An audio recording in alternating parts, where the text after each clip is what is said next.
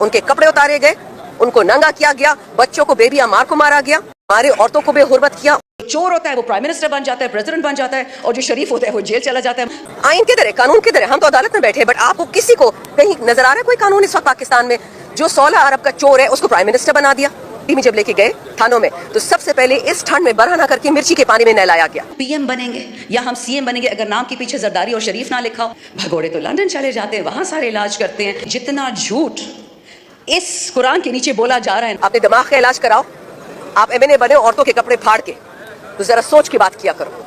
हम अपने घर ना जाएं, हम सांस ना लें, हम जिंदगी ना गुजारे, आपके घरों में घुसते हैं। हम वो हैं कारतूस है जो ना पहले चाचा को प्रॉमिस था पीएम ऑफिस, फिर उसकी भतीजी को प्रॉमिस था, फिर किसी और के बेटे को प्रॉमिस था। यहाँ पे अनइलेक्टेड बेटियां आ जाती हैं, कोई इलेक्शन करता नहीं। अस्सलाम वालेकुम नाज़रीन कराम, आपको मुकम्मल तकरीर दिखाते हैं। आज तो शानदाना गुलजार ने असम्बली के फ्लोर पर ऐसी तकरीर की कि पूरी कौम को यकीन मानिएगा रुला कर रख दिया। शानदाना गुलजार ने अपने ऊपर गुजरे हुए जुल्म को पूरी दुनिया के सामने रख दिया और कहा कि वो कौन सा ऐसा जुल्म है जो मेरी फैमिली के साथ और मैंने बर्दाश्त नहीं किया। आप ये वीडियो देखिए, फिर इस पर डिटेल में बात करते हैं। Compromise etcetera etcetera.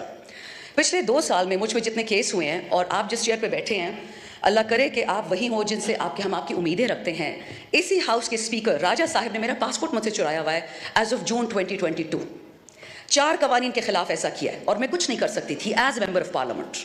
अभी भी इन्हीं के पास पड़ा हुआ है, मेरे पास फुर्सत नहीं थी कि मैं उठा लूँ, लेकिन 2 साल इलीगली उन्होंने मेरा पासपोर्ट चुराया था।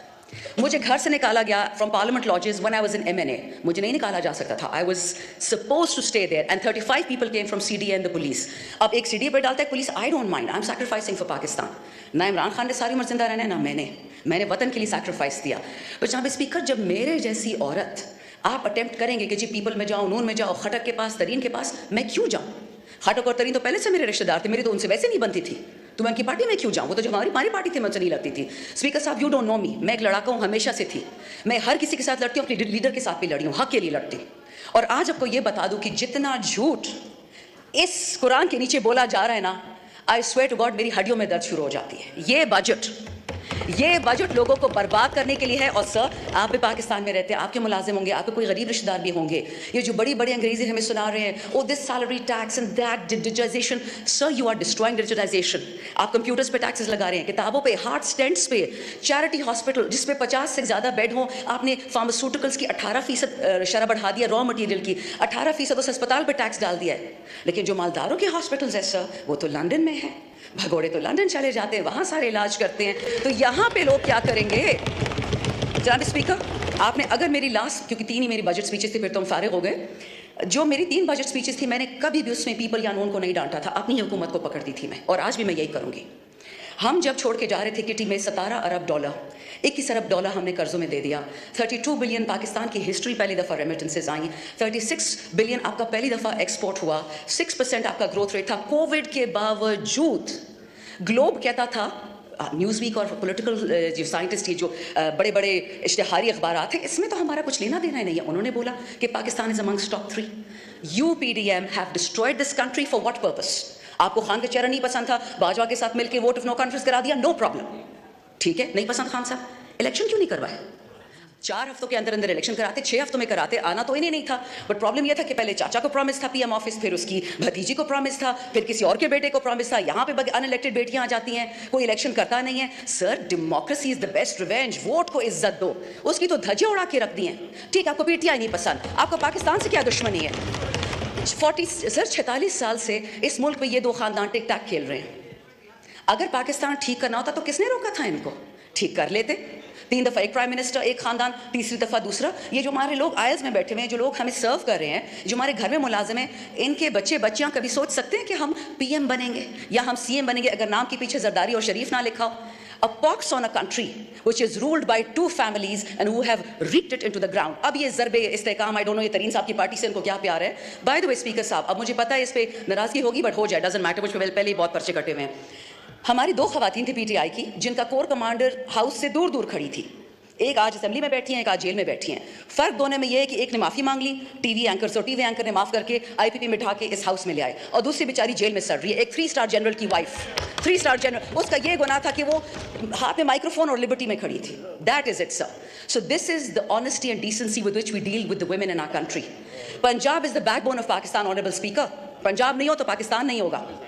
और हम क्या करते हैं कि जिस औरत ने कोरोना से और कोविड से पूरे पंजाब को, पूरे पाकिस्तान को बचाया, उसको हमने जेल में डाल दिया, because that is what she deserves.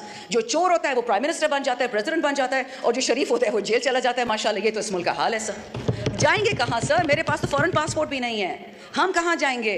हमारे 10-10 हल्के में लोग 10-10 लाख, वो लोग कहाँ जाएंगे? 2 डिफरेंट प्राइम मिनिस्टर्स ने ये बात कही है इस वतन में। शर्म की बात है कि जिसने जाना है तो चला जाए, कहाँ जाए? 350 बंदा एक बोट में कैप्साइज हो जाता है। किसी ने उनके खानदानों का पूछा? कोई पेंशन दी, कोई प्लॉट दिया, कोई तमगा दिया उनको? This is what we doing to youth. Honourable speaker, in the last 2 years आपके पाकिस्तान से 15 लाख पढ़े लिखे बच्चे बच्चियां चली गई हैं। बहुत अजीम पाकिस्तान है। एक्सपोर्ट्स की शरह देखें, फाइनेंसिंग की शरह देखें। ये हम तो नहीं कहते सर, जो किताबें ये लोग छाप रहे हैं मैं तो उससे पढ़ के बताती हूँ। लेकिन मुझे ये बताएं कि इस पाकिस्तान के साथ करना क्या है? अब ज़रबे इस्तेकाम आ गया, और ये इस्तेकाम हर दफ़ा बलूचिस्तान में और केपी में आता है। ये नहीं समझ आती। खान साहब की 3.5 साल हुकूमत थी, ना ड्रोन था, ना टेररिस्ट था, एंड द सेकंड खान साहब गोज, टेररिस्ट आ जाते, but sir you are the custodian of this house and I expect you to take this up with people who matter. अगर किसी को लगता है कि ईरान इतना बेवकूफ़ है या अफगानिस्तान इतना बेवकूफ़ है कि वो सिर्फ बदला केपी में या बलूचिस्तान में लेगा, ये ख्वाब देखने वाली बात है। जो पंजाब का और सिंध का ये लोग हशर करेंगे, सिर्फ आपकी सोच है। सो खुदा का वास्ता है, होश के नाखुन लें। ये आपकी जगह है, ये आपकी ताकत का सरचश्मा है, ये अवाम, हम रियासत है, not me the MNA, my people. Talk to us, tell us what is the problem, will fix it for you, but this is no way sir, absolutely no way. Final point sir, मेरा अपना हल्का, अगर आप इजाज़त देंगे मैं थोड़ा सा एंड में पश्तो में भी बोलूँ, क्योंकि मेरे माशाल्लाह 76 साल से तो नहीं कहूँगी, 73 साल से मेरे इलाके में ख़वातीन के स्कूल नहीं बनते सर, क्योंकि केपी हमेशा हम वो हैं, कारतूस है। जहाद में भेज दिया कश्मीर, उधर भेज दिया, उधर भेज दिया। उड़ाना हमारा सबसे आसान काम है। हमारे बच्चे उड़ा दो, हमारी बच्चियाँ उड़ा दो, हमारे पुलिस वाले उड़ा दो, हमारे फौजी उड़ा दो। बेवाई नहीं है, उनको कुछ नहीं मिलता, उनका कोई पूछने वाला भी नहीं है। पिछले साल पेशावर में बॉम्ब ब्लास्ट हुआ पुलिस लाइन्स में। मैंने टीवी में सिर्फ ये इंटरव्यू दिया कि why is it that KP and Balochistan are always targeted as per General Musharraf's book. उसने तो डायरेक्शंस दी थी ना। उसके बाद से जी मुझ पे FIR एक सेडिशन की कटी, दूसरी कटी, परवाह नहीं है, मैं सच कह रही थी।